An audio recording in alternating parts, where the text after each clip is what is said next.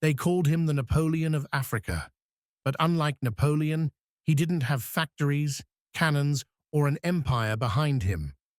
What he had was iron discipline, an unshakable will, and a burning belief that his people should never bow to foreign masters. In the late 19th century, as France carved up Africa with ink on a map, one man in West Africa stood in the way. He built an army of 40,000 from scratch, matched muskets with rifles, and turned the forests and savannas into a battlefield France could never fully conquer. This is the story of Samori Touré, the empire builder who defied one of the most powerful nations on earth for nearly 2 decades. Samori Touré's legend begins not in glory, but in tragedy.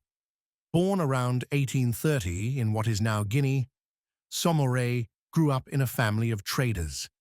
West Africa at the time was alive with new opportunities. Gold, salt, cola nuts, and firearms flowed through the trade routes. But with prosperity came chaos. Guns turned rivalries bloodier, and kingdoms rose and fell overnight. Then came the event that changed his life forever. In the early 1850s, his mother was captured in a raid by a rival chief. Samori made a choice few could imagine. He offered himself in exchange for her freedom. For 7 long years, he served in his enemy's army. This was his school of war.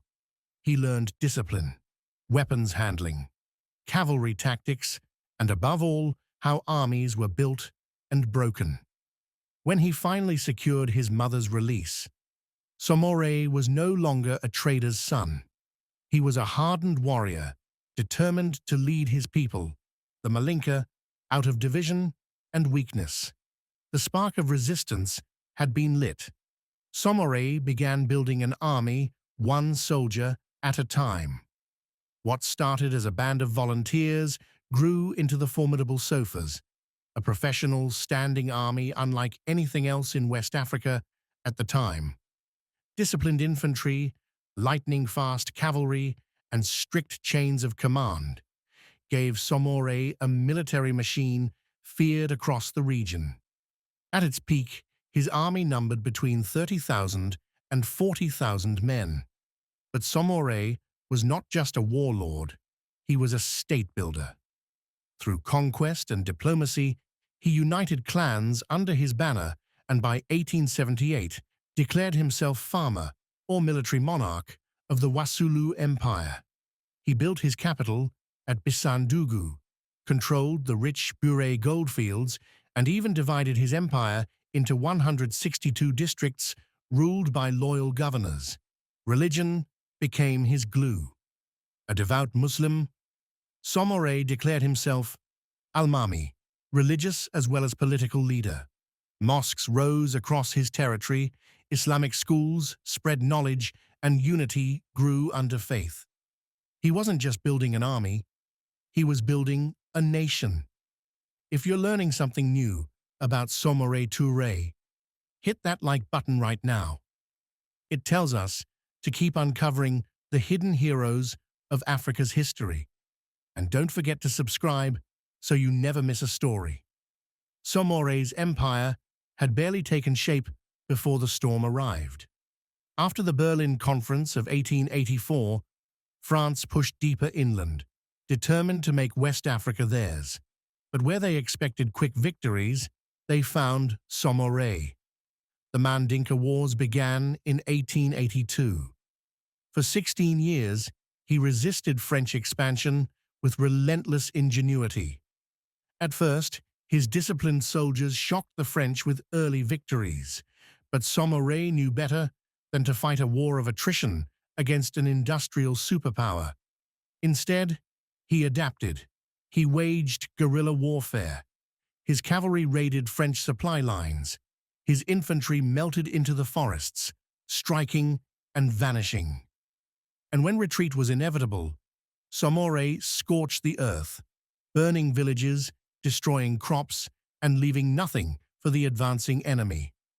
Hunger and exhaustion did more damage to the French than bullets ever could. He also turned to international trade. Samori struck deals with the British in Sierra Leone, securing thousands of modern rifles. Blacksmiths in his empire repaired and even manufactured weapons. He signed treaties with France, not to surrender, but to buy time. By 1891, however, France's resources seemed endless. Samori made one of the boldest moves in African history. He shifted his entire empire east, relocating his people, army, and government into Ivory Coast, establishing a second Wassoulou capital at Kong.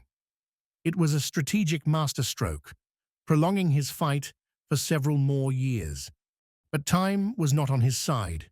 France's military machine tightened its grip. Cut off from arms supplies, exhausted by famine, and hounded by French columns, Samori's empire began to crack.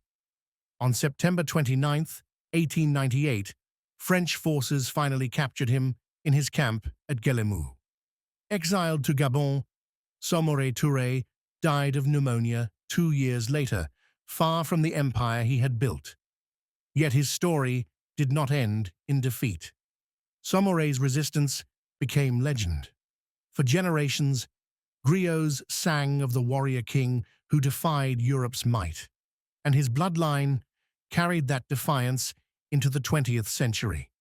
In 1958, his great-grandson Ahmed Sékou Touré delivered the same spirit of defiance. Offered a place in France's colonial community, he refused, declaring, "We prefer freedom in poverty to wealth in slavery." Guinea became the first French colony in sub-Saharan Africa to seize independence. Samori's fight for sovereignty lived on almost 60 years after his capture. So who was Samori Touré? A warrior, a strategist, a builder of nations. He stood against overwhelming odds, and though his empire eventually fell, his resistance echoed across history. Samori Touré remains one of Africa's greatest symbols of defiance, proof that even when empires rise and fall, the human spirit refuses to be conquered. If Samori Touré's fight for freedom inspired you, don't let his story fade. Share this video with someone who needs to hear it, and subscribe to Silent Dynasties for more forgotten legends of African history. Tell us in the comments, do you think Samori Touré changed the course of African history?